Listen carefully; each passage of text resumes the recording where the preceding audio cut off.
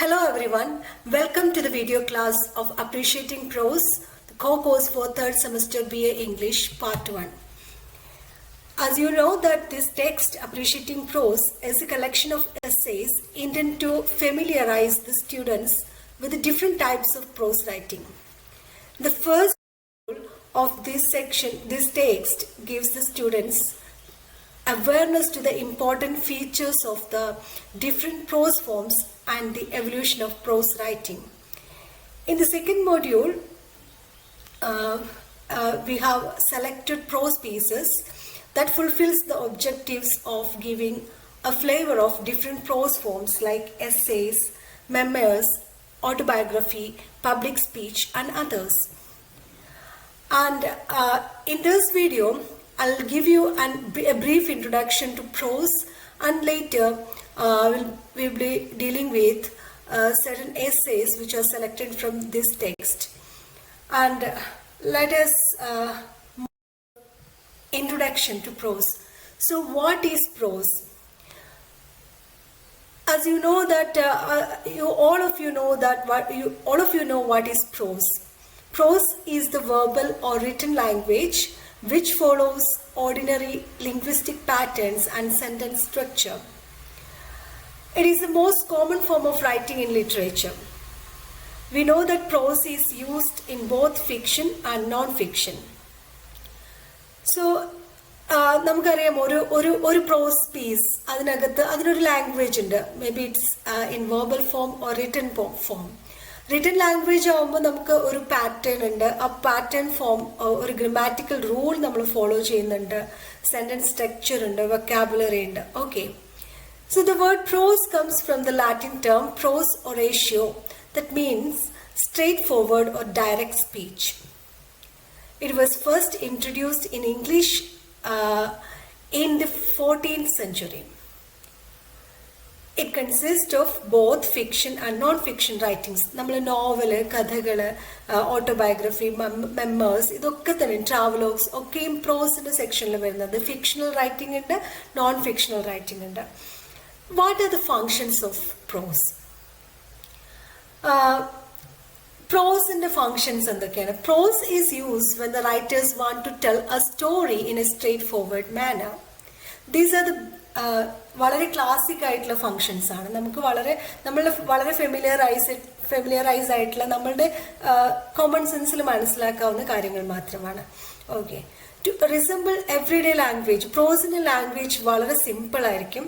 And it resembles our everyday language. It conveys an idea, information or a story in simple language. Then നമുക്കൊരു story ആണെങ്കിൽ അറിയാം, writer fulfils a story's benefit in prose. Then a writer creates a voice for himself or herself through prose. Then we want to convey certain ideas, thoughts, feelings or emotions, whatever it is, we will find a way to express it. And ആ കമ്മ്യൂണിക്കേഷന് വേണ്ടിയിട്ടുള്ള ഒരു മീഡിയമാണ് പ്രോസ് എന്ന് പറയുന്നത്. And it builds a relationship with readers through conversations, through writings, etc. Then prose in a language, it should be very natural, spontaneous, and it can convey or express ideas, thoughts, and feelings. It is also common writing used in newspapers, magazines, and many other communication mediums. Then the prose varieties. നമുക്ക് പ്രോസിനെ 3 രീതിയിൽ divide ചെയ്യാം. The first one is descriptive prose.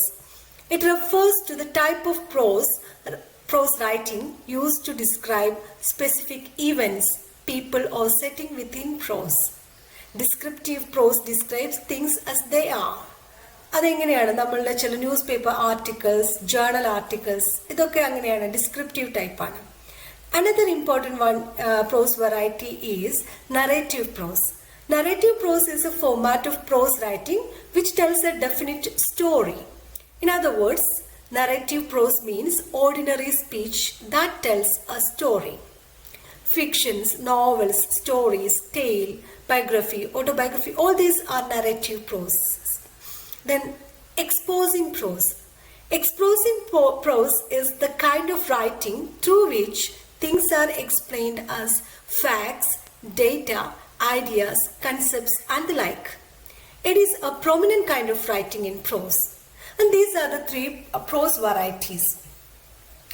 And now let us discuss different forms of fiction. നിങ്ങൾക്കറിയാവുന്നത് തന്നെയാണ് novel, short story, tale, biography, autobiography, memoir, news paper, article, newspaper articles, journal articles, travelogues, speech, essay. These are the different forms of fiction.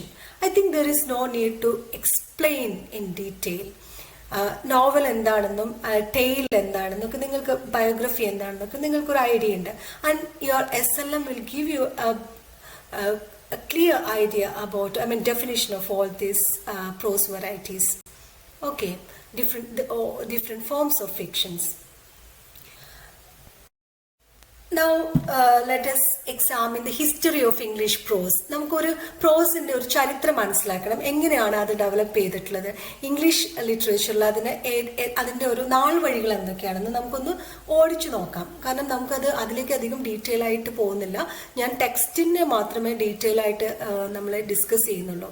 ഇതിലൊക്കെ നമുക്ക് കുറെ informations ഉണ്ട്. So you please go through the SLM and identify important dates, important persons, important text, or important prose writing, prose pieces in the history of English prose. എങ്കിലും ഞാൻ കുറച്ച് important ആയിട്ട് ആളുകളുടെ പേരുകളൊക്കെ പറഞ്ഞു പോവാം. The earliest English prose work is the Law Code of King Aethelbert of Kent, and then King Alfred. He has played an important role in the evolution of, or in the development of, English prose. അദ്ദേഹത്തിന്റെ The Anglo-Saxon Chronicle is an important work in the history of English prose. നമുക്കറിയാം the English printer William Caxton, after the advent of printing press, there flourished the English prose. പ്രോസിന് ഒരു flourishing moment ഉണ്ടാവുന്നത്, അല്ലെങ്കിൽ അത് flourished ആവുന്നത് printing പ്രസിന്റെ ആവിർഭാവത്തോടു കൂടിയാണ്. And William കാക്സ്റ്റന്റെ പ്രിന്റിൽ ഏറ്റവും important ആയിട്ടുള്ള ഒരുപാട് വർക്കുകൾ, പ്രത്യേകിച്ച് ഉട്ടോപ്യ, മോട്ടി ഡി ആദർ, സർ തോമസ് മലോറിസ്, ഇതൊക്കെ അവിടുന്ന് വന്നിട്ടുള്ള വില്യം കാക്സ്റ്റന്റെ പ്രിന്റിംഗ് പ്രസിൽ നിന്ന് പുറത്തു വന്നിട്ടുള്ള ടെക്സ്റ്റുകളാണ്. Then early English prose writersൽ വളരെ ഇമ്പോർട്ടൻ്റ് ആയിട്ടുള്ള ആളുകളാണ് സർ തോമസ് മൂർ. അദ്ദേഹത്തിന്റെ Utopia, you might have heard about this text, Utopia, an imaginary nation. Okay, then Sir Thomas Malory's Morty Arthur, it's a fictional work. Now let us move to 16th century prose, where it is an age where prose are very rich. പ്രോസിന്റെ ഒരു വളരെ rich ആയിട്ടുള്ള flourishing age ആണ് 16th century. Mostly അവിടെ romances ആണ് കൂടുതൽ produce ചെയ്യപ്പെട്ടിട്ടുള്ളത്. John Lyly, Thomas Nashe, Robert Greene and Thomas Lodge are the famous prose writers during this period. So sermon writing was also a flourishing genre of this time. And it was an age of the birth of literary criticism. Literary criticism എന്ന് പറയുന്ന ഒരു branch of literature ആവിർഭവിക്കുന്നത് ആ കാലഘട്ടത്തിലാണ്. അതിൽ important ആയിട്ടുള്ള പങ്ക് വഹിച്ചിട്ടുള്ള രണ്ടാളുകളാണ്. വളരെ പ്രധാനപ്പെട്ട ആളാണ് Philip Sydney. Philip Sydney is the apology of poetry. It's an important work in the history of English literature, especially in the history of literary criticism. കാരണം സ്റ്റീഫൻ ഗോസൺ എന്ന് പറയുന്ന ആ കാലത്തെ ഒരു ക്രിട്ടിക്, ഹി റോട്ട് എഗെയിൻസ്റ്റ് പോയട്രിക്ക് against ആയിട്ട് അദ്ദേഹം എഴുതിയിട്ടുണ്ട്. He attacked poetry as immoral in his book the School of abuse.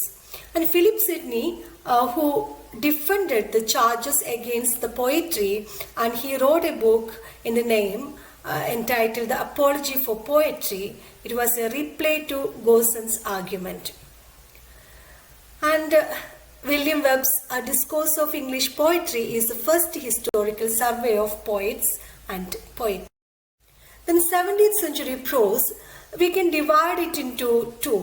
The first one is first age is prose in the age of Milton. And the second one is prose during the Restoration period. You know, ഈ പീരീഡിലാണ് interest in scientific details and observation marked the prose of 17th century. There was clarity, directness, and economy of expression. Francis Bacon was one of the prominent figures in the 17th century prose. So his work in the advancement of learning and the Novum Organum, ഇതൊക്കെ വളരെ famous ആയിട്ടുള്ള വർക്കുകളാണ്. Robert Burton, another important figure, whose The Anatomy of Melancholy is an important work. Then Thomas Brown's Religio Medici, A Doctor's Religion, which was published in 1635, and John Milton's Paradise Lost, Paradise Regained. ഇതൊക്കെ വളരെ important ആയ ടെക്സ്റ്റുകളാണ്. And John Milton was വളരെ important ആയിട്ടുള്ള ഒരു ഫിഗറാണ്. And he is best known for his epic poem Paradise Lost. And in his prose works, he advocated the abolition of Church of England. It was written either in personal interest or in public interest. So, another important period in the history of 17th century prose is the Restoration prose period. And this period is known as the Age of Reason and the Enlightenment, because of the country's shift from an emotional approach to thinking to an educational and factual one. The most important prose writers in this age are John Dryden and John Bunyan.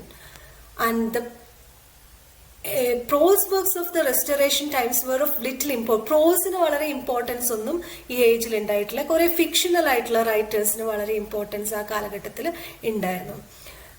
Dryden mainly focused on literary criticism, and Bunyan's works were allegorical in nature.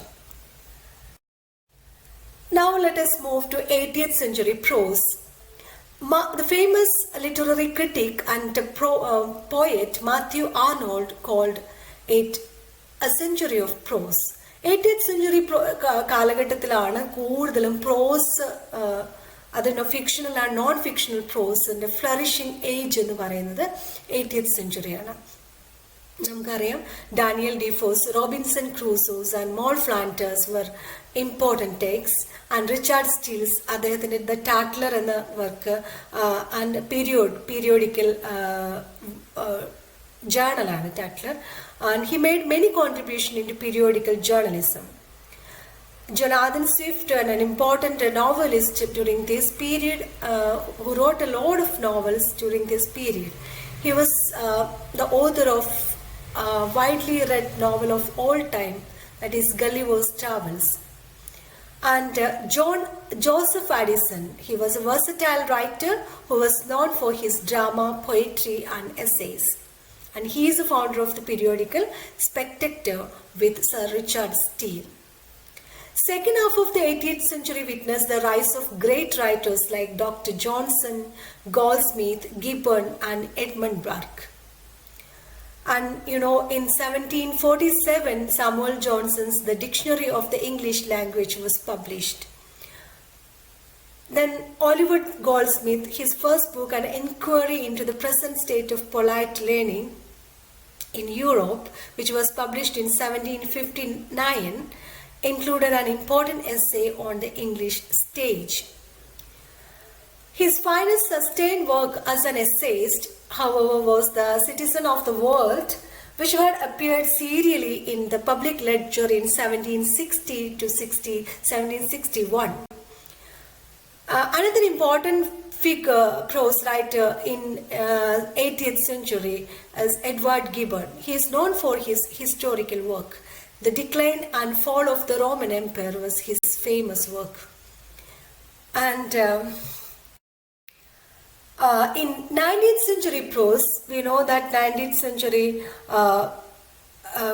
important writers were Jane Austen and Walter Scott. They were prominent figures in novel. Charles Lamb, William Hazlitt, and Thomas De Quincey expanded the genre of essay. And നമുക്കറിയാം ഈ ഒരു കാലഘട്ടം എന്ന് പറയുന്നത് ഒരുപാട് revolutionary ചേഞ്ചസിന് ഒരു സാക്ഷ്യം വഹിച്ചിട്ടുണ്ട്. ഫ്രഞ്ച് റെവല്യൂഷൻ, ഒരുപാട് റെവല്യൂഷനും അല്ലെങ്കിൽ വാർ ചേഞ്ചസ് ഒക്കെ വന്നിട്ടുള്ളൊരു കാലഘട്ടമാണ്.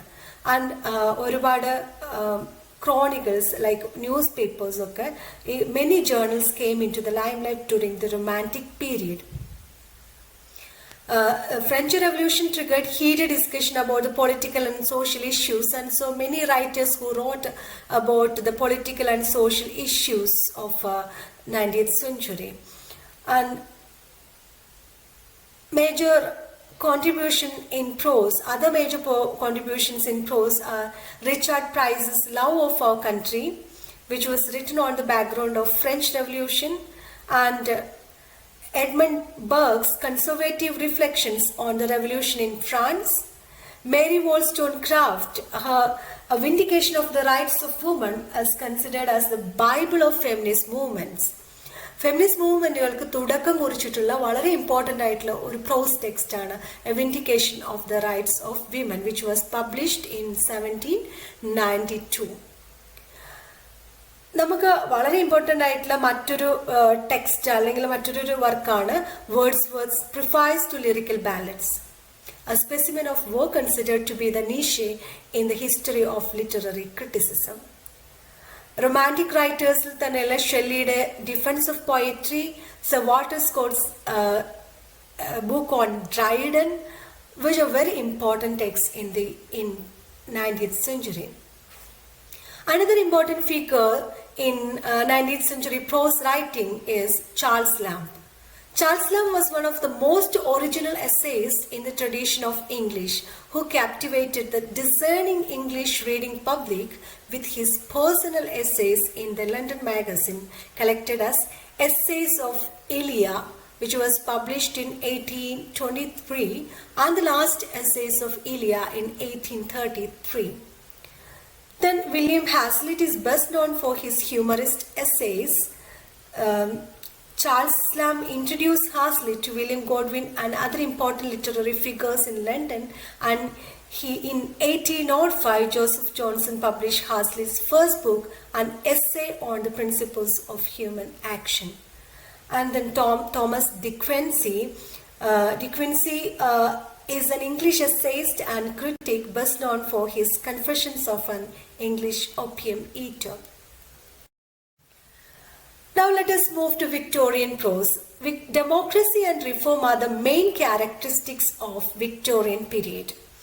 These two words encompass changes in political, social, intellectual and religious fields unparalleled in many previous periods of British history.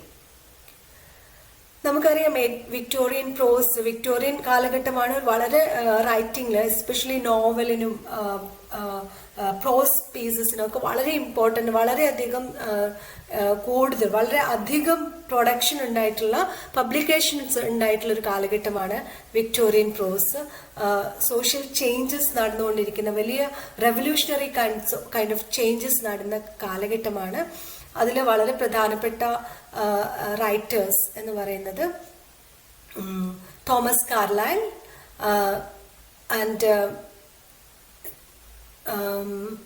and John Ruskin's Modern Painters in 5 volumes, and The Seven Lamps of Architecture, William Morris' News from Nowhere, Macaulay. He was another important figure in the Victorian prose writing. He was a poet, essayist and historian. Then Walter Pater, his studies in the history of Renaissance was one of the important works in the Victorian prose. And R.L. Stevenson was famous for his novels Treasure Island, Kidnapped, and he wrote a collection of essays includes An Inland Voyage, Travels with a Donkey in the Severness, and A Virgin Bus, Pure Risk.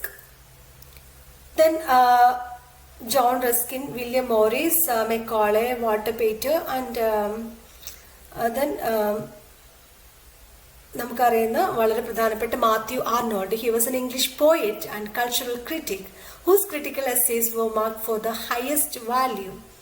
Essays in Criticism contains Arno's most important essays on English literature.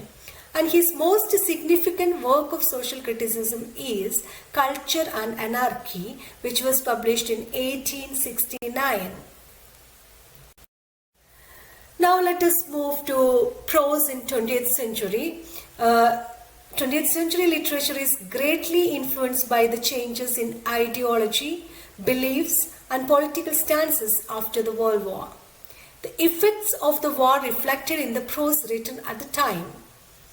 Fiction became a prominent and independent genre. Then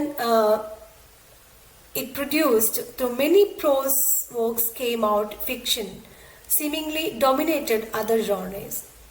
The two world wars, social and political changes, emergence of capitalism, birth of technology, the struggle of post-colonial people, all these things contributed to a great amount to literature produced in the 20th century. 20th century prose was very prolific in production of criticism, and many movements sprang up with their own theories and interpretation of literary works. Major writers of 20th century are A.G. Gardiner. His Alpha of the Bluff are widely acclaimed work. He has written under the name Alias. His pen name or pseudonym, pen name was Elia. And then E.V. Lucas, he was preeminent editor of Charles Lamb's works and biographer of Lamb's irony and humor. Hilaire Belloc, very close friend and collaborator of Chesterton, and were jokingly named together Chester Belloc. His essays collections are On Nothing, On Something, On Everything, etc. Then Hilaire Belloc and G.K. Chesterton, his Max Beerbohm, Robert Lind are the prominent figures in the 20th century prose writing. And it was an age where the biography, became prominent. Works of Darwin, Marx, Freud, and Carl Jung influenced the writing of biography. Biography വലിയ changes ഉണ്ടായിട്ടുണ്ട്. Then another major development in the late 20th century was the widespread appearance of biographies by and about women, and in particular the emergence of feminist writing as a literary form. Okay.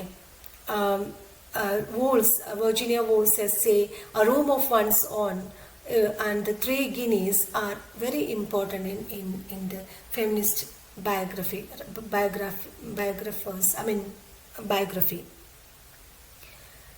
21st century prose is an age of multiple trends. Prose in this century celebrates variety of forms of prose that breaks the rules, bends conventions, and reconfigure genre. And history remains a major concern of this era. Contemporary issues like climate change, environmental issues, and international conflicts also received global attention. And science fiction is another major genre of 21st century.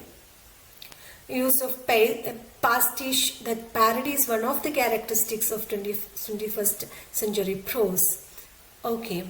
And I think you have got an idea about the evolution of English prose writing. പ്രോസിൻ്റെ ഒരു ചെറിയൊരു history മാത്രമാണ് പറയുന്നത്. നിങ്ങൾ SLM നോക്കിയിട്ട് important dates, important people, important works ഒക്കെ identify ചെയ്യുകയും not ഉണ്ടാക്കുകയും. Now let us discuss module 2. It is entitled Reflections and Speeches. In this module, let us begin with Francis Bacon. Francis Bacon was a lawyer as well as a scientist during his lifetime, and he also served as an Attorney General and as Lord Chancellor of England. Bacon's most valuable works, works revolves around philosophical and Aristotelian concepts that supported the scientific method. He was an advocate of scientific method, and he was known as the father of the scientific method, and he was known as the father of modern English prose as well. Bacon published over 50 essays, beginning with of atheism, of marriage and truth, etc. Now let us move to Of Studies. The first essay in the series of 10 essays published in 1597. Later it was revised in 1612. And it is his masterpiece that enriched with stylized Latin vocabulary, fresh and new ideas, logical and relevant themes and wisdom of the world. It informs the reader about the benefits and the uses of studies in one's life.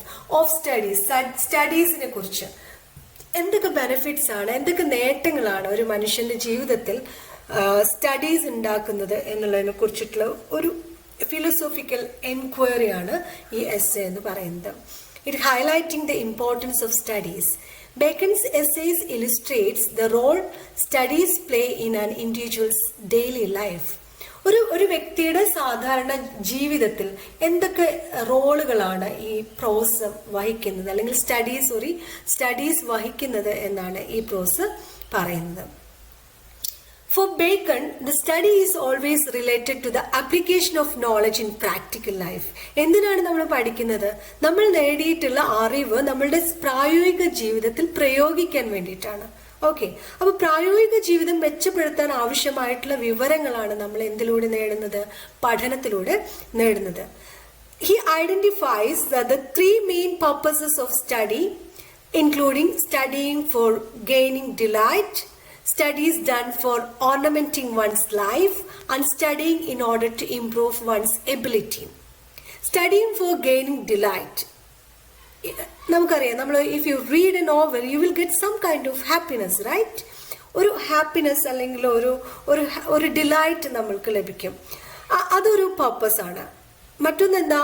Studies done for ornamenting one's life. നമ്മളുടെ ഒരു life കുറെ കൂടി മെച്ചപ്പെടുത്തുന്നതിന് വേണ്ടി, നല്ലൊരു തൊഴിൽ ലഭിക്കുന്നതിന് വേണ്ടി, ജീവിതം ഒന്ന് പച്ചപിടിപ്പിക്കുന്നതിന് വേണ്ടിയൊക്കെ നമ്മൾ പഠിക്കുന്നുണ്ട്, അല്ലേ? നമ്മുടെ പർപ്പസ് ഈസ് ടു സെറ്റിൽ അല്ലെങ്കിൽ ടു മേക്ക് അവർ life more comfortable. And another important purpose of studies is improve one's ability. നമ്മുടെ കഴിവുകൾ വികസിപ്പിക്കാൻ വേണ്ടിയിട്ട് നമ്മൾ പഠനം ഉപയോഗിക്കുന്നു. And this is I think you have got an idea about of studies and what are the things discussed in this text. And ഇതിനകത്ത് നമുക്കറിയാം bacon focuses on two everlasting themes that Bacon believed in. The first being the superiority of the learned in making judgments. The second is the concept that the value of studies is connected with its usefulness. എന്തിനാണ് ഒരു സ്റ്റഡിയുടെ value എന്താണ്, അത് എത്രത്തോളം ഉപകാരപ്രദമാകുന്നു എന്നതിനെ ആശ്രയിച്ചിരിക്കും. And throughout this essay, Bacon advises against using studies as a means to show off in front of others, or to use it argue with others. Instead, he believed that studies had the ability to help discipline the mind. മൈൻഡിനെ discipline ചെയ്യാൻ വേണ്ടിയിട്ടുള്ള ഏറ്റവും പ്രധാനപ്പെട്ട ഒരു medicine ആയിട്ടാണ് അദ്ദേഹം സ്റ്റഡീസിനെ കാണുന്നത്. അതുകൊണ്ട് ആരെങ്കിലുമായിട്ട് കൺഫ്രണ്ട് ചെയ്യാനോ അല്ലെങ്കിൽ മറ്റുള്ള ആളുകളുടെ മുമ്പിൽ ഷോ ഓഫ് കാണിക്കാനോ അല്ലെങ്കിൽ നമ്മൾ മറ്റുള്ളവരുമായിട്ട് ആർഗ്യൂ ചെയ്യാനോ വാദപ്രതിവാദത്തിൽ ഏർപ്പെടാനോ വേണ്ടിയിട്ടല്ല നമ്മൾ പഠിക്കേണ്ടത്. നമ്മുടെ മനസ്സിൻ്റെ വ്യാപ്തി കൂട്ടാനും നമ്മുടെ കാഴ്ചപ്പാടുകൾ കൂടുതൽ വികസിപ്പിക്കാനും ഒക്കെ വേണ്ടിയിട്ടാണ് പഠനം വേണ്ടത് എന്നാണ് ബേക്കൺ പറയുന്നത്. അദ്ദേഹത്തിൻ്റെ സ്റ്റൈൽ നമുക്കറിയാം. Bacon's sentences are indeed as powerful and impactful like the stroke of a hammer. ഒരു ചുട്ടിക കൊണ്ട് അടിക്കും പോലെ അത്ര പവർഫുള്ളാണ് അദ്ദേഹത്തിൻ്റെ ഭാഷ എന്ന് പറയുന്നത്. And he took English prose to a completely different level and thus also set a golden standard for prose writing. അദ്ദേഹത്തിൻ്റെ പ്രോസ് സ്റ്റൈല് നമുക്കറിയാം, very heavy with learning, but it was at the same time it was lucid and understandable. ഇപ്പം ഇത്രയും പറഞ്ഞ കാര്യങ്ങളൊക്കെ നിങ്ങൾക്ക് കൃത്യമായി മനസ്സിലായിട്ടുണ്ടല്ലോ.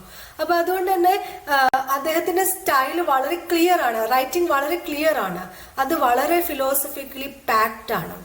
അത് നമുക്ക് ഒരു ഡീപ്പ് ഇൻസൈറ്റ് നമ്മൾക്ക് നൽകുന്നുണ്ട്. Okay, now let us move to അതിന് കഥയിലേക്ക് പോകുന്നില്ല. He describes the charm of old and big house that the grandmother lived in. ആ ഹൗസിനെ കുറിച്ചിട്ടുള്ള വിവരങ്ങളൊക്കെയാണ് അതിനകത്ത് പ്രധാനമായിട്ടും പറയുന്നത്. In between there is a reference to the ballad of children in the wood. ആ ചിൽഡ്രൻ ഇൻ ദ വുഡ് എന്ന് പറയുന്ന ഒരു ബാലഡ് ഒരു നാടോടി കഥയുടെ ഒരു കഥാംശവും കൂടി അദ്ദേഹം ഈ ഒരു എസ്സേയിൽ കൊണ്ടുവരുന്നുണ്ട്.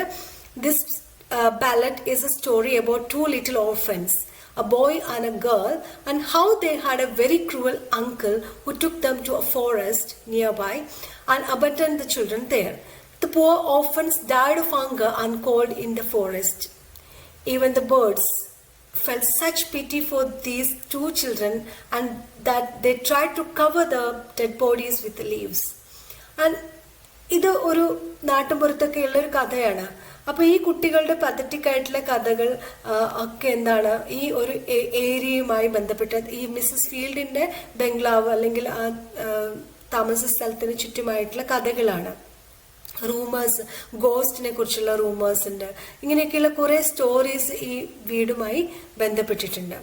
അതിൽ അദ്ദേഹം പറയാൻ ശ്രമിക്കുന്ന ആ ഗ്രേറ്റ് മാൻഷൻ, ഒരു വലിയ ബംഗ്ലാവാണത്, അതിനകത്തുള്ള ആളുകളെ കുറിച്ചും അവരുടെ ആ വീടിനെ കുറിച്ചുള്ള സങ്കല്പം ഒക്കെ അദ്ദേഹം അതിനകത്ത് വിശദീകരിക്കുന്നുണ്ട്. ദെൻ ഗ്രാൻഡ് മദറിന്റെ ഫ്യൂണറൽ എങ്ങനെയായിരുന്നു, and she was A very religious and charitable person ആയിരുന്നു. അതുകൊണ്ട് തന്നെ huge crowd attending Har funeral. Then അവരുടെ ക്യാരക്ടറിസ്റ്റിക്സ്, അവരുടെ ബിഹേവിയർ ആൻഡ് അവരുടെ സ്പിരിറ്റ്, ഇതിനെക്കുറിച്ചൊക്കെയുള്ള ഒരു ഡീറ്റെയിൽ ആയിട്ടുള്ള വിവരണം ഈ കഥയിൽ ഈ പ്രോസിൽ നൽകുന്നുണ്ട്. പിന്നീട് അദ്ദേഹത്തിന്റെ ഫോക്കസ് ഇതിനകത്ത് മറ്റൊരു ക്യാരക്ടറിനെ കുറിച്ചുള്ള ഡിസ്ക്രിപ്ഷൻ വരുന്നുണ്ട്. That is this kid's uncle John L, who seems to be the favourite of Mrs Field. Mrs ഫീൽഡിന്റെ മകനായിട്ടുള്ള ജോൺ എൽ, അത് ഈ കുട്ടികളുടെ അങ്കിളാണ്. അവരെ കുറിച്ചിട്ടുള്ള പരാമർശവും കൂടി ഇതിനകത്തുണ്ട്. He was so strong that he road horses at A very young age and also join the hunters. പിന്നെ അദ്ദേഹം ജോൺ എൽ ഇലിയാസ്, അദ്ദേഹത്തിന്റെ ബ്രദറാണ്. അദ്ദേഹവുമായിട്ടുള്ള റിലേഷൻഷിപ്പിനെ കുറിച്ചുമൊക്കെ ഈ കഥയിൽ പറയുന്നുണ്ട്. And the essay sort of blurs a line between fiction and essay. ഒരു fiction ആണോ എന്ന് ചോദിച്ചാൽ ഫിക്ഷൻ ആണ്, അതൊരു എസ്സേ ആണോ എന്ന് ചോദിച്ചാൽ എസ്സേ ആണ്. ഇതിന്റെ ഒരു ബ്ലേർഡ് ലൈൻ അതിനകത്തുണ്ട്. ഫിക്ഷന്റെ ക്യാരക്ടറിസ്റ്റിക്സ് ഉണ്ട്, അതേസമയം ഇത് എസ്സേയുടെ ക്യാരക്ടറിസ്റ്റിക്സും ഉണ്ട്. ഈ ബോത്ത് കഥയിൽ മുഴുവൻ ചില ഇമോഷൻസിന് ഇമ്പോർട്ടൻസ് കൊടുക്കുന്നുണ്ട്. Both joy and sorrow throughout. There is a mingling of both joy and sorrow throughout the essay. And here he uses this essay as a medium to express his long unfulfilled desire and longings, like his desire to marry Anne Simons. Anne Simonsമായിട്ടുള്ള അദ്ദേഹത്തിന് കല്യാണം കഴിക്കാനുള്ള ആഗ്രഹം, അതിനൊക്കെ അദ്ദേഹത്തിന് ഉണ്ടായിട്ടുള്ള അദ്ദേഹത്തിന്റെ desires, ആഗ്രഹം, ഇതൊക്കെ അദ്ദേഹം ഈ എസ്സേയിൽ പ്രകടിപ്പിക്കുന്നുണ്ട്. ശരിക്കും പറഞ്ഞാൽ he tried escaping into the world of fantasy and memories by narrating his childhood days, but the crash lands back to reality in the realisation that the children are imaginary after all. ഒരു imaginary വേൾഡിൽ നിന്നും ഒരു fantasy വേൾഡിൽ നിന്നും ഒരു real വേൾഡിലേക്കുള്ള ഒരു two and fro movement ആണ് ഇതിനകത്ത് ഈ സ്റ്റോറിയിൽ നടക്കുന്നത്. അദ്ദേഹത്തിന്റെ end of the story, end of the essay, he returns back from the imaginary world to the realisation that he never got to marry Ann, and Ann married someone called Bertram, and ഈ കുട്ടികൾ യഥാർത്ഥത്തിൽ എന്തല്ല, ഇദ്ദേഹത്തിന്റെ കുട്ടികളല്ല, ഇദ്ദേഹത്തിന്റെ ഇമാജിനേഷനിൽ അദ്ദേഹം ആണിനെ കല്യാണം കഴിക്കുകയും അതിൽ 2 കുട്ടികൾ ഉണ്ടാവുകയും ആ കുട്ടികളോട് തന്റെ ഗ്രാൻഡ് മദറിനെ കുറിച്ചുള്ള കഥകൾ വിശദീകരിക്കുകയും ചെയ്യുന്നതാണ് ഈ എസ്സേയിൽ മൊത്തത്തിലുള്ളത്. പക്ഷെ അദ്ദേഹത്തിന്റെ ആ നടക്കാതെ പോയ ആഗ്രഹങ്ങൾക്ക് ഉള്ള ഒരു മീഡിയമായിട്ടാണ് അദ്ദേഹം ഈ എസ്സേനെ ഉപയോഗിച്ചിട്ടുള്ളത്. ഓക്കെ, ഇതാണ് ഈ this is all about G.K. Chesterton's On Running After One's Heart. It's a simple essay, ഒരു വളരെ സിമ്പിൾ ആയിട്ടുള്ള essay ആണ്. ഇതിനകത്ത് it reminds us of the importance of a positive attitude, especially regarding petty things. Petty things, നമ്മുടെ daily ലൈഫിൽ നമ്മളെ annoyance ഉണ്ടാക്കുന്ന ചെറിയ ചെറിയ കാര്യങ്ങളെക്കുറിച്ച് അതിനെ എങ്ങനെ ഓവർകം ചെയ്യാം, അതിന് നമ്മുടെ ഭാവന എങ്ങനെ ഉപയോഗിക്കാം, അങ്ങനെ ഭാവന ഉപയോഗിച്ച് നമ്മൾക്ക് എന്ത് ചെയ്യാം, ഈ പ്രശ്നങ്ങളെയൊക്കെ തരണം ചെയ്യാൻ കഴിയുന്നുള്ള ഒരു സന്ദേശമാണ്, ഒരു മെസ്സേജ് ആണ് ഈ ഒരു എസ്സേ നൽകുന്നത്. ഓക്കെ, അടുത്ത ഇമ്പോർട്ടൻറ്റ് വർക്ക് അല്ലെങ്കിൽ അടുത്ത നമുക്ക് നോക്കാനുള്ളത് ആൽബർട്ട് കാമ്യൂവിനെ നിങ്ങൾക്കൊക്കെ അറിയാമായിരിക്കും. He was a philosopher, journalist, editor, playwright, director and writer of novels, short stories, political essays, and moreover he was an activist. Okay, he was a versatile genius. His first cycle, he was Camus recognized his works into 3 cycles. Each cycle consists of a novel, an essay, and a play. The first cycle, published between 1942 and 1944, consists of The Stranger, The Myth of Sisyphus, and The Caligula. These are his famous fictional works. And his Rebel, another important work, it was included in the second cycle.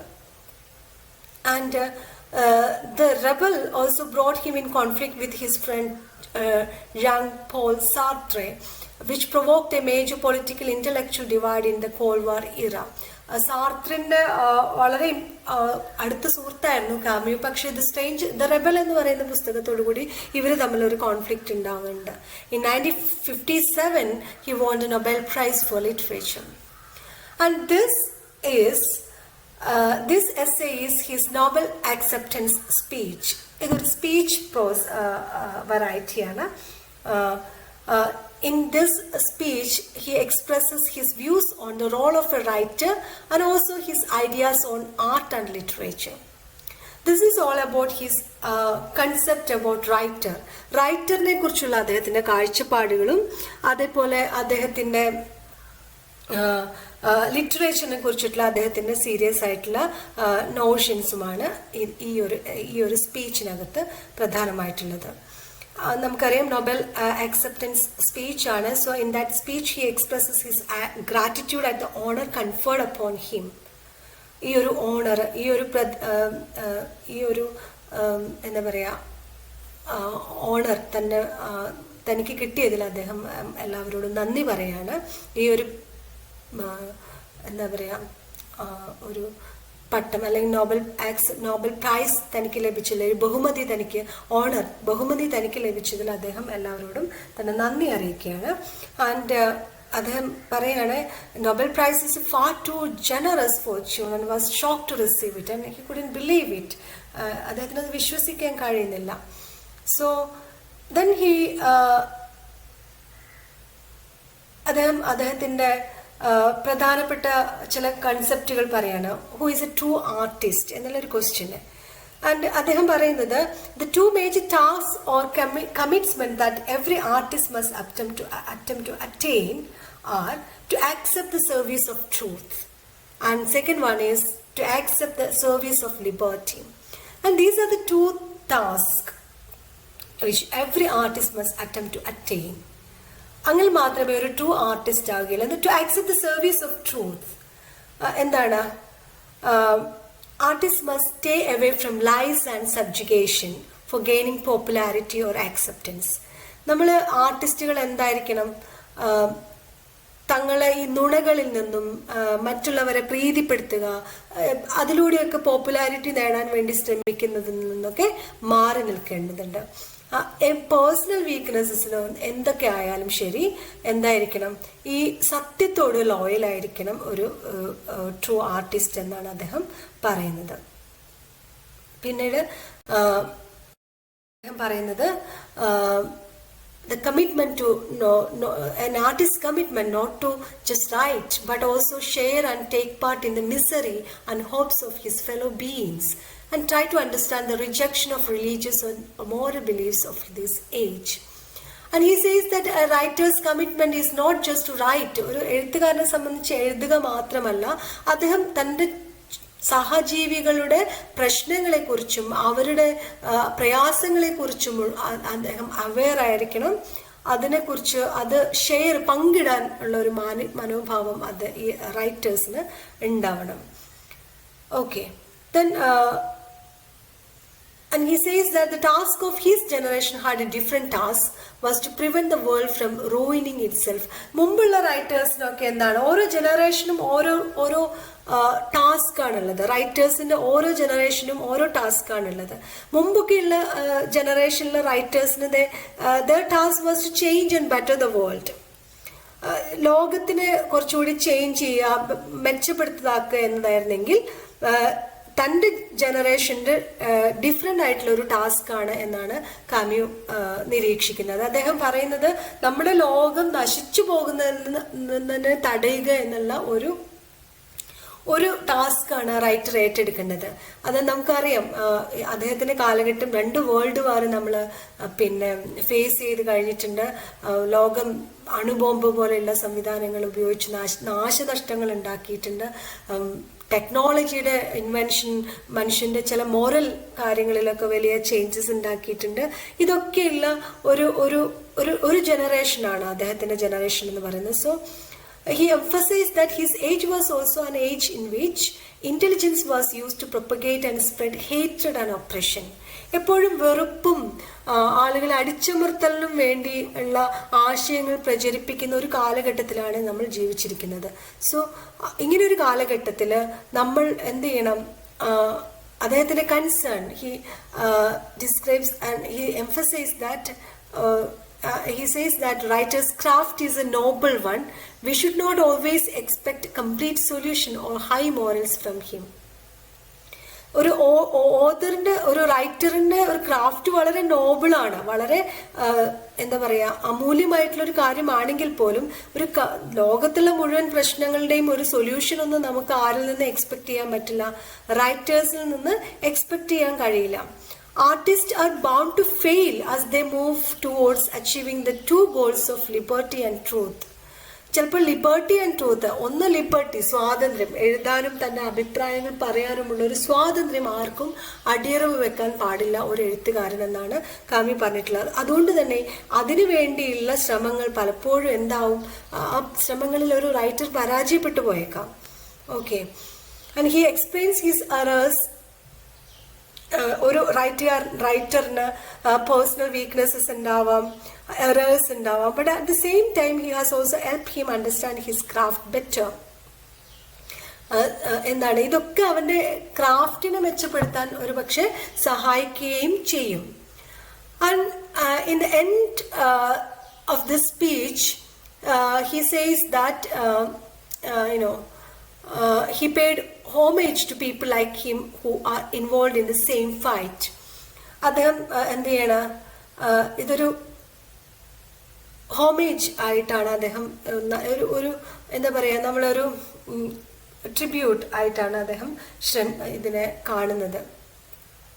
എന്താണ്, in this speech he expresses his sincere gratitude and makes a promise of faithfulness which he believes all true artists silently repeat to themselves every day. So in the whole essay he mainly focuses on 2 ideas, truth and liberty, which are very important quality which a writer can possess.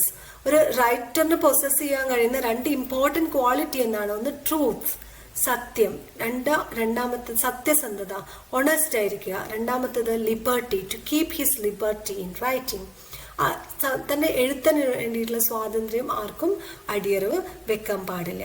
So ഇവിടെ അദ്ദേഹത്തിന്റെ ആർട്ടിസ്റ്റിൻ്റെയും ആർട്ടിൻ്റെയും ധർമ്മത്തെക്കുറിച്ചാണ് അദ്ദേഹം ഈ ഒരു എസ്സേയിൽ ഈ സ്പീച്ചിൽ മുഴുനീളം പറയുന്നത്. Okay, you got it. Move to Arundhati Roy's work Come September. Arundhati റോയിനെ കുറിച്ച് വലിയ വിശദീകരണങ്ങളൊന്നും ഞാൻ നൽകുന്നില്ല. അവരുടെ പ്രധാനപ്പെട്ട വർക്കുകളൊക്കെ നിങ്ങൾക്ക് അറിയാം. The God of Small Things, Ministry of Utmost Happiness, and she was award Booker Prize winner ആണ് for her first novel The God of Small Things. Come September, let us move straight into the essay Come September. September മാസത്തിന് വളരെ പ്രത്യേകതയുണ്ട് Indian ഈ ലോകത്തിന്റെ ചരിത്രത്തിൽ, അല്ലേ? ഇതൊരു actually before going to explain this essay, you just keep this thing in your mind that this is an acclaimed Lannan Foundation lecture delivered by Arundhati Roy on the 80th of September 2002. The speech was delivered at Lensic Performing Arts Center, Santa Fe, New Mexico. അവിടെ വെച്ച് നടത്തിയിട്ടുള്ള new മെക്സിക്കോയിലെ സാന്റഫെ എന്ന് പറയുന്ന സാന്റഫയിലുള്ള ഒരു art സെന്ററിൽ നടത്തിയ പ്രസംഗമാണ്. ലണ്ടൻ ഫൗണ്ടേഷൻ സംഘടിപ്പിച്ച ഒരു പരിപാടിയിൽ അവർ നടത്തിയിട്ടുള്ള സ്പീച്ചാണിത്. ആൻഡ് ഈ സ്പീച്ചിൽ നിങ്ങൾ ഈ സ്പീച്ചിന്റെ ഒറിജിനൽ ടെക്സ്റ്റ് ഗൂഗിൾ ചെയ്താൽ കിട്ടും. അത് തീർച്ചയായിട്ടും വായിക്കണം. നിങ്ങളുടെ ടെക്സ്റ്റിലുണ്ട്.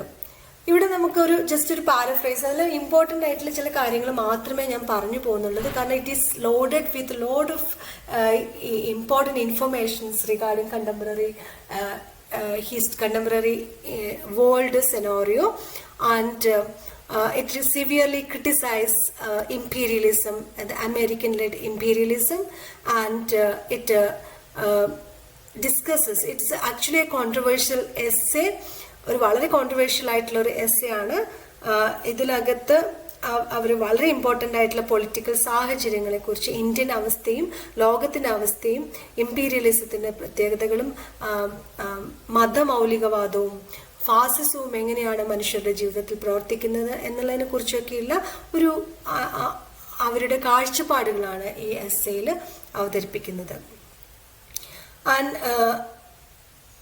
ഈ എസ്സേയിലും she begins her speech by stating that writers do not exactly invent stories, rather stories choose writers from the world and they insist upon being told. എഴുത്തുകാർ കഥകളെ തേടി പോവുകയല്ല, മറിച്ച് കഥകൾ എഴുത്തുകാരെ തേടി വരികയാണ്. അതായത് നമ്മുടെ ചുറ്റുപാടും നമ്മുടെ സമൂഹത്തിലേക്ക് നിന്നുള്ള നിരവധി കഥകൾ എഴുത്തുകാരെ എഴുതാൻ പ്രേരിപ്പിച്ചുകൊണ്ടേ ഇരിക്കുന്നുണ്ട്. അവർ കഥകൾ ഉണ്ടാക്കേണ്ട കാര്യമില്ല, നമ്മുടെ ചുറ്റുപാടിൽ നിന്നുള്ള കഥകൾ തന്നെ റൈറ്റേഴ്സിന് തേടി വരുന്നുണ്ട്. ഈ ഒരു എസ്സേയില് ഫിക്ഷൻ, അത് അരുന്ധതി പറയുന്നത് both fiction and non fiction may be taken as stories. നമ്മൾ ചിലപ്പോൾ ഫിക്ഷനും നോൺ ഫിക്ഷനും ഒക്കെ കഥകളായിട്ടാണ് എടുക്കാറുള്ളത്. എങ്കിലും one of her basic themes is the relation between power and powerlessness. നമ്മൾ അരുന്ധതി റോയുടെ എല്ലാ കൃതികളും എടുത്തു നോക്കിക്കഴിഞ്ഞാലും, എസ്സേസ് ആയാലും ആർട്ടിക്കിൾസ് ആയാലും സ്പീച്ച് ആയാലും നോവലുകളായാലും അതിലൊക്കെ ഡിസ്കസ് ചെയ്യുന്ന ഒരു ബേസിക് തീം എന്ന് പറയുന്നത് the relationship between power and powerlessness ആണ്. അധികാരം ഉള്ളവരും അധികാരമില്ലാത്തവരും തമ്മിലുള്ള സംഘർഷങ്ങളും അതിൻ്റെ പ്രശ്നങ്ങളുമാണ് പലപ്പോഴും അവരുടെ മിക്ക കൃതികളിലും അതിൻ്റെ ബേസിക് ആയിട്ടുള്ള തീം എന്ന് പറയുന്നത്.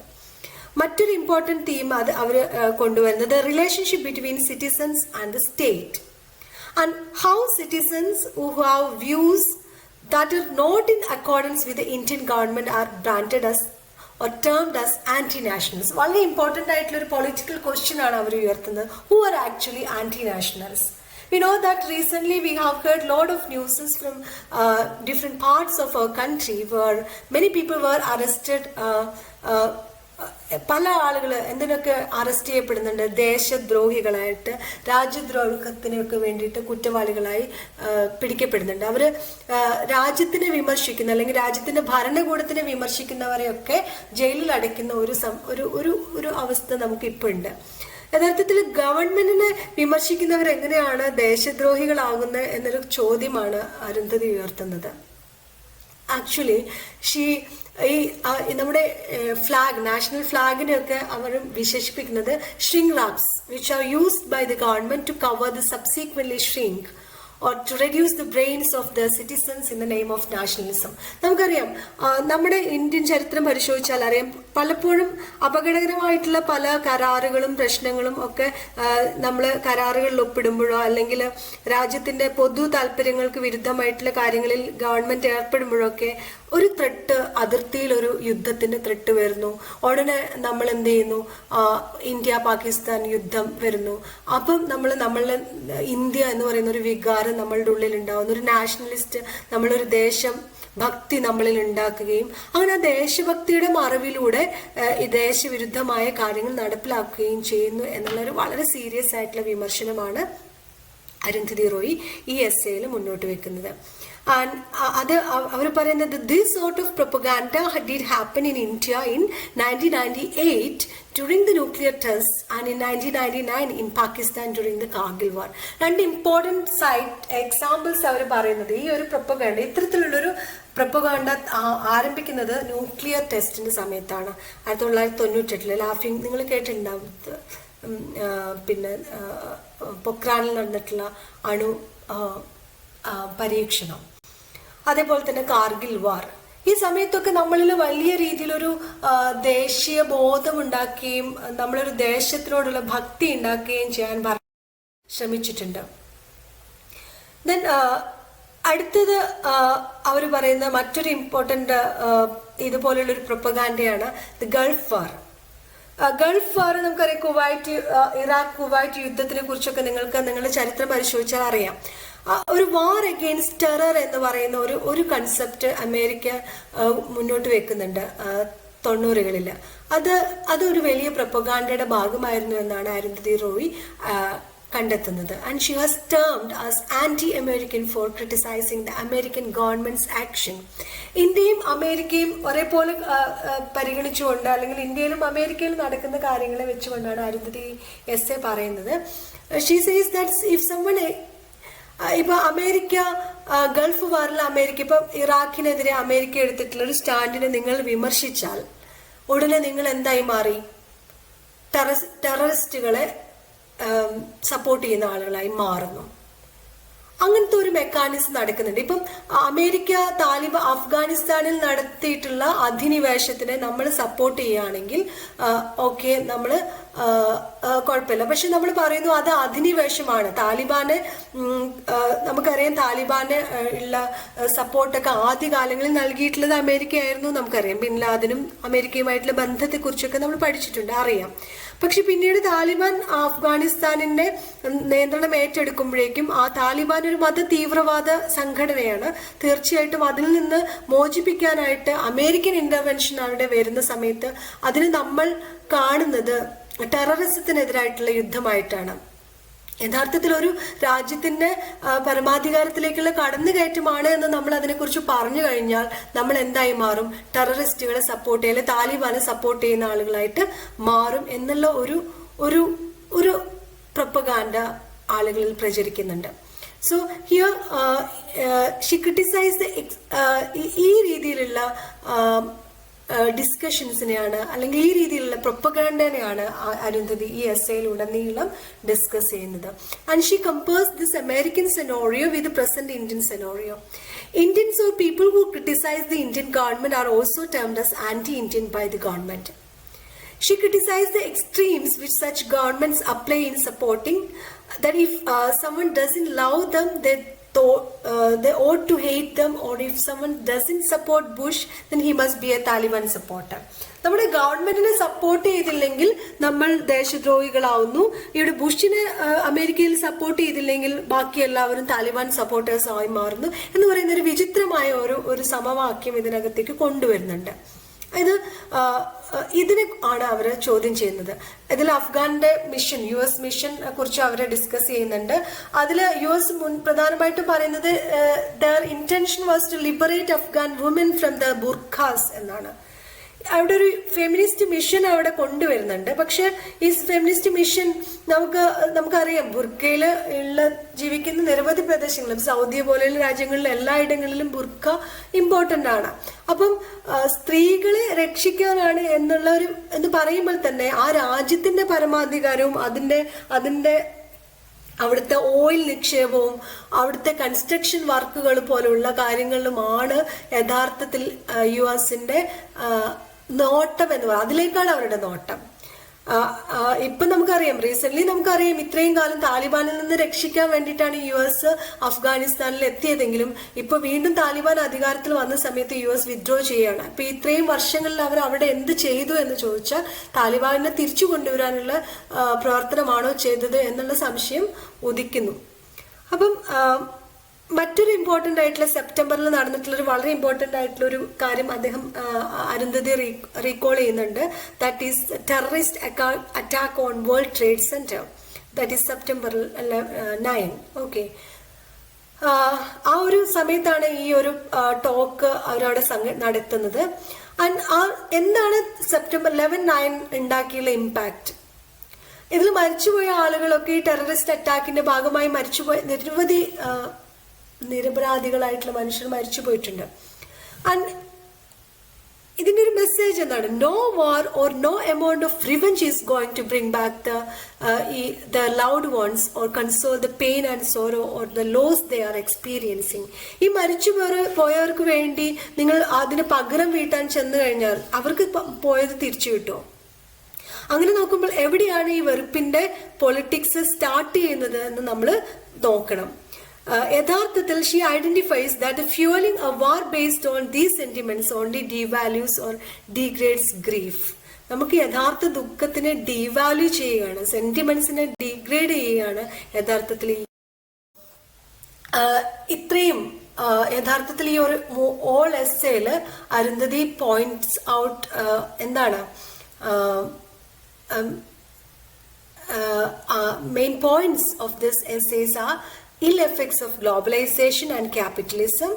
നമുക്കറിയാം ഗ്ലോബലൈസേഷൻ എന്താണ്, ആഗോളവൽക്കരണം, ഒരു ലോകത്തിനെ ഒരു ഒറ്റ മാർക്കറ്റായി സങ്കല്പിച്ചുകൊണ്ട് അതിൻ്റെ നിയമങ്ങളും കാര്യങ്ങളും ഒക്കെ ഏകീകരിക്കുന്ന ഒരു ഗ്ലോബൽ എക്കണോമിക് പോളിസിന്റെ പേരാണ് ഗ്ലോബലൈസേഷൻ എന്ന് പറയുന്നത്.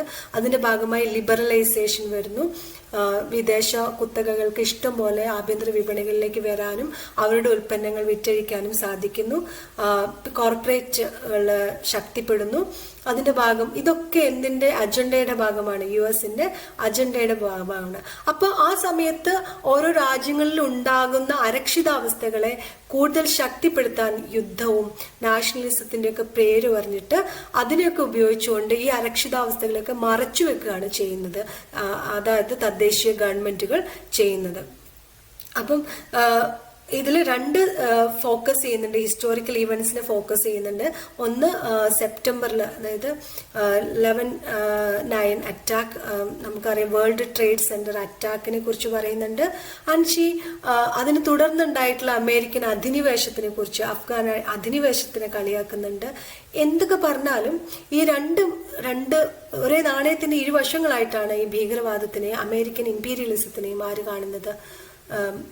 Arundhati Roy കാണുന്നത്. And she mocks and sarcastically presents her opinions with the effective use of puns, phrases and apt quotations which she combines with her political knowledge in order to expose the injustice of the present world scenario.